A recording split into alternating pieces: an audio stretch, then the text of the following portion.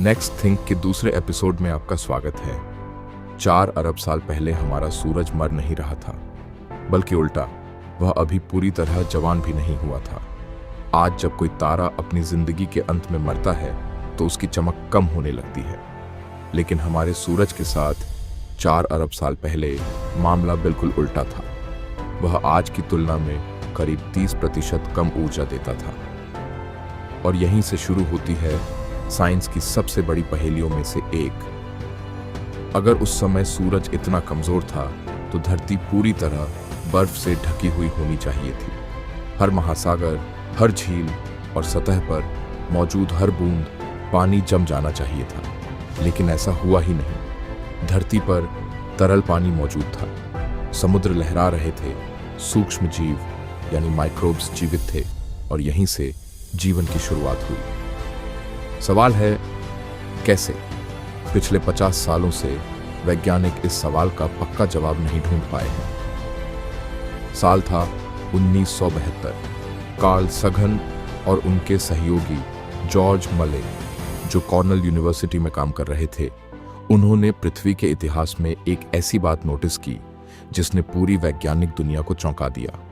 उन्हें पता था कि हमारा सूरज बाकी सभी मेन सीक्वेंस स्टार्स की तरह समय के साथ धीरे धीरे ज्यादा चमकदार होता जाता है। जैसे जैसे सूरज के केंद्र में हाइड्रोजन हीलियम में बदलती है, उसका कोर सिकुड़ता है, ज्यादा गर्म होता है और सूरज पहले से ज्यादा ऊर्जा छोड़ने लगता है। ये कोई थ्योरी नहीं, ये स्टेलर फिजिक्स का बेसिक नियम है। गणना साफ कहती है कि जब लगभग 4.6 अरब साल पहले पृथ्वी बनी थी, तब सूरज आज जितना चमकदार नहीं था। वह केवल 70% ब्राइट था। और जब लगभग 60 करोड़ साल पहले जटिल जीवन विकसित हुआ, तब भी सूरज आज की तुलना में सिर्फ 94% ब्राइट था। अब अगर हम आज वाली पृथ्वी लें, वही एटमॉस्फेयर, वही क्लाउड्स, वही सरफेस, और सिर्फ सूरज की रोशनी 30% कम कर दें, तो क्लाइमेट मॉडल्स बताते हैं कि पृथ्वी का औसत तापमान लगभग -20 डिग्री सेल्सियस तक गिर जाएगा। यानी सिर्फ ठंड नहीं, बल्कि पूरी धरती एक विशाल स्नोबॉल अर्थ बन जाएगी। हर महासागर जम जाएगा, हर झील बर्फ बन जाएगी, पूरी दुनिया हमेशा के लिए बर्फ से ढक जाएगी। लेकिन असल इतिहास कुछ और कहता है। जियोलॉजिकल एविडेंस बिल्कुल साफ है। करीब 4.4 अरब साल पुराने जिरकॉन क्रिस्टल्स, जो वेस्टर्न ऑस्ट्रेलिया में मिले हैं, बताते हैं कि उस समय पृथ्वी पर लिक्विड वाटर मौजूद था। लगभग 3.8 अरब साल पहले ग्रीनलैंड में हाइड्रोथर्मल वेंट्स और मरीन सेडिमेंट्स के सबूत मिलते हैं। और 3.5 अरब साल पहले स्ट्रोमेटोलिट्स नाम के माइक्रोबियल जीव गर्म और उथले समुद्रों में रहते थे। मतलब कमजोर सूरज, फिर भी तरल पानी और जीवन। इसी रहस्य को वैज्ञानिक कहते हैं द फेंट यंग सन पैराडॉक्स। पहला आइडिया सुनने में आसान लगता है। अगर सूरज कमजोर था तो एटमॉस्फेयर में ज्यादा ग्रीन हाउस गैसेस रही होंगी, ज्यादा CO2, ज्यादा मीथेन, ज्यादा गर्मी। समस्या खत्म। लेकिन असली कहानी इतनी आसान नहीं है। अगर सिर्फ CO2 से ये कमी पूरी करनी हो तो शुरुआती पृथ्वी के एटमॉस्फेयर में आज की तुलना में लगभग 10,000 गुना ज्यादा कार्बन डाइऑक्साइड चाहिए होती। हाँ, 10,000 गुना।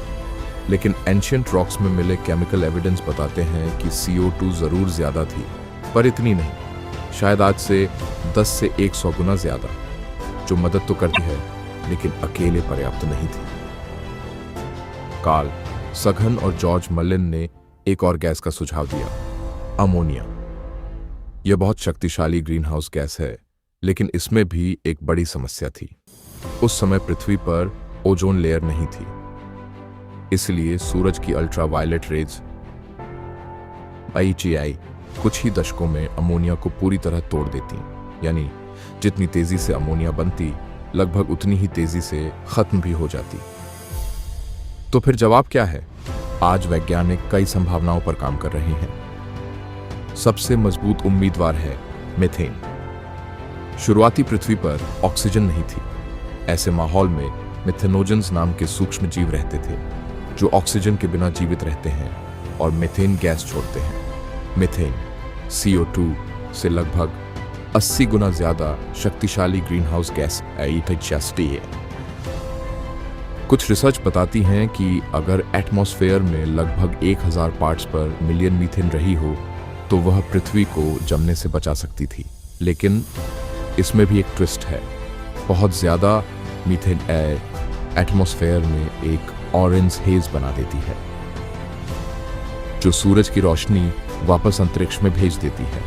यानी मीथेन जितनी गर्मी बढ़ाती है उतनी ही ठंड भी पैदा कर सकती है। दूसरा आइडिया है एल्बेडो। एल्बेडो मतलब पृथ्वी कितनी धूप वापस अंतरिक्ष में रिफ्लेक्ट करती है। आज पृथ्वी लगभग 30% धूप वापस भेज देती है, लेकिन शुरुआती पृथ्वी पर शायद बहुत कम महाद्वीप थे। ज्यादातर हिस्सा गहरे महासागरों से ढका था। कम बर्फ, कम रिफ्लेक्शन, ज्यादा हीट एब्जॉर्प्शन, यानी पृथ्वी खुद ज्यादा गर्म रह सकती थी। एक और दिलचस्प संभावना है हाइड्रोजन। हाइड्रोजन अकेले ज्यादा गर्मी नहीं रोकती, लेकिन जब हाइड्रोजन और नाइट्रोजन की मॉलिक्यूल्स आपस में टकराती हैं तो वे थोड़ी देर के लिए इंफ्रारेड रेडिएशन अब्सॉर्ब कर सकती हैं। इसे कहते हैं कोलिजन इंड्यूस्ड अब्सॉर्प्शन। अगर शुरुआती एटमॉस्फेयर में सिर्फ 1 से 2% हाइड्रोजन भी रही हो तो यह पृथ्वी को काफी अतिरिक्त गर्मी दे सकती थी। कुछ वैज्ञानिकों ने यह भी सुझाव दिया कि शायद शुरुआती सूरज आज से थोड़ा ज्यादा भारी था और समय के साथ उसने अपना कुछ मास खो दिया। अगर ऐसा हुआ हो तो शुरुआती सूरज आज के अनुमान से ज्यादा चमकदार रहा होगा, लेकिन अब तक मिले स्टेलर ऑब्जर्वेशंस इस विचार का मजबूत समर्थन नहीं करते। एक और संभावना जुड़ी है चांद से। जब मून बना था वह आज की तुलना में पृथ्वी के बहुत ज्यादा करीब था।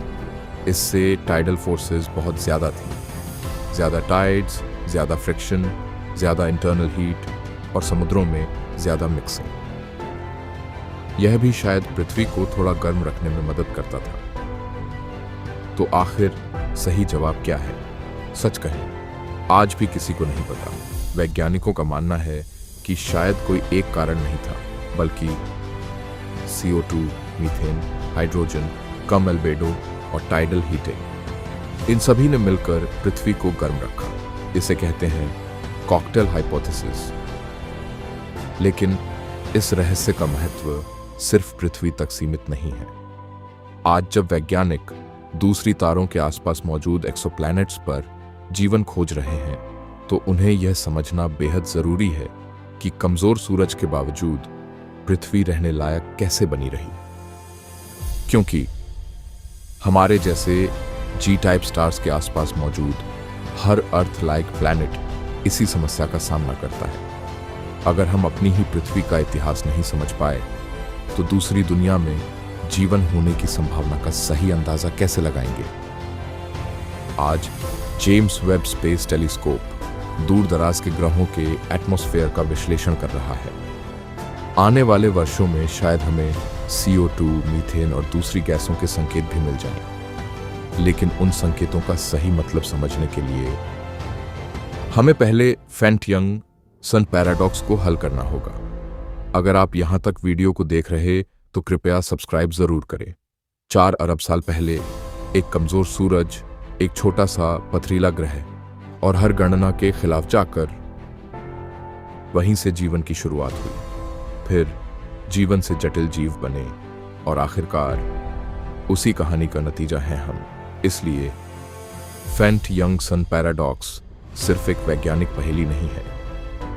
ये हमें याद दिलाता है कि ब्रह्मांड में अभी भी ऐसे कई रहस्य छिपे हैं जिन्हें समझना बाकी है। और विज्ञान में सबसे दिलचस्प सवाल वही होते हैं जिनका जवाब अभी तक किसी के पास नहीं है।